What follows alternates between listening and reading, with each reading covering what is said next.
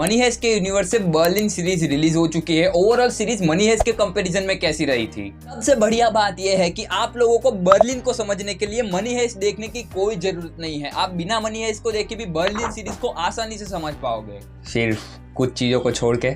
Berlin series की story focus होगी एक सीजल वेंजो का जो ऑक्शन हाउस है, उसके अंदर एक रात में 24 से 25 चमचमाते हुए हार आने वाला है, जिनकी कीमत यूरोज में है। अब इनको मैंने इंडियन रुपीस में कैलकुलेट नहीं किया है, पर जिस हिसाब से लोग बात कर रहे थे ना, उस हिसाब से लग रहा था कि हाँ, इनकी कीमत बहुत ज्यादा है।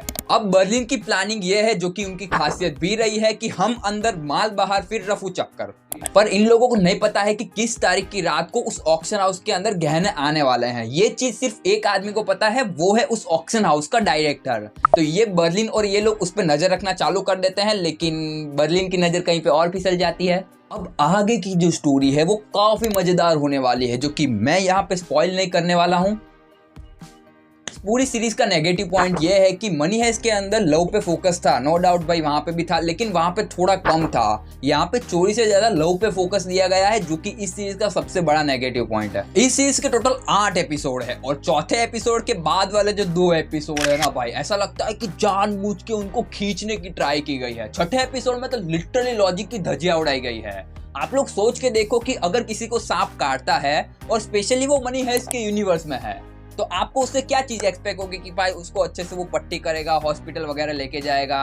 लेकिन यहाँ पे वो लिटरली बंदा चाकू से उस जगह को खोद रहा है, उससे खून चूस के फेंक रहा है, और सांप उसके हाथ में है। जिस सांप ने काटा है वो सांप उसके हाथ में, उसको स्कैन कर रहा है रजनीकांत जैसा और फेंक दे रहा है। मैं पोस्ट करके 2 मिनट के लिए देख रहा हूँ कि मैं बर्लिन ही देख रहा हूँ ना, कोई अनुपमा नहीं देख रहा हूँ ना। और ऐसा नहीं है कि भाई पूरी सीरीज में ही लॉजिक की धज्जियां उड़ाई गई है, सिर्फ इस सीन को छोड़ दे तो बाकी सीरीज ओके है और अच्छी है। कहीं पे ऐसा नहीं लगता है कि भाई लॉजिक की धज्जियां उड़ाई गई है।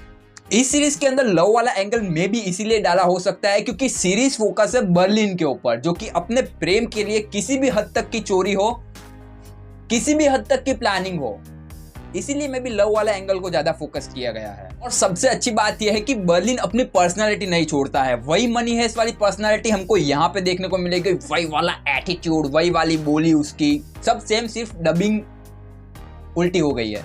अब भाई पहले के 6 एपिसोड भले ही इतने खास ना हो, लेकिन बाकी के जो पिछले 2 वाले हैं वो काफी ज्यादा औसम में मनी हेस्ट की याद दिला देते हैं। इस स्टोरी को लाइट रखने का ये भी रीजन हो सकता है कि अगर बर्लिन यहाँ पे पकड़ा जाता है तो फिर मनी हेस्ट की चीजें सेंस नहीं बनाएगी, जो कि मनी हेस्ट के यूनिवर्स के लिए बिल्कुल भी अच्छा नहीं है। मैंने टोटल 8 घंटे लगा के इस सीरीज को देखा है। अगर ओवरऑल एक्सपीरियंस की बात करूँ तो ठीक ठाक से थोड़ा ऊपर था। हालांकि मनी हेस्ट लेवल का मजा नहीं है इस सीरीज के अंदर, लेकिन अच्छा खासा एंटरटेन करती है, तो शायद आप लोगों को भी देखनी चाहिए। लेकिन इसके अंदर आप लोग ज्यादा एक्सपेक्टेशन मत लेके जाना। मनी हेस्ट की यूनिवर्स की हो तो भाई मजेदार सीरीज देखने को मिलेगी, ऐसा नहीं है। इस सीरीज का नाम है बर्लिन और उसी हिसाब से एक्सपेक्टेशन लेके जाना, तो सीरीज शायद थोड़ी बहुत अच्छी लगे। तो चलो भाई आज के लिए इतना ही ज्ञान, मिलते हैं अगली वीडियो में। मैं आपके लिए एक अच्छी चीज प्लानिंग कर रहा हूँ, उसके लिए मैंने भाई काम करना भी चालू कर दिया है। थोड़ी बहुत दिक्कत आ रही है उसके अंदर, लेकिन लेटर ऑन जब भी वो चीजें हो जाएंगी मैं आपको बता दूंगा। हालांकि वो इतनी एंटरटेनमेंट नहीं होगी, लेकिन मे बी आप लोग एंजॉय कर लो।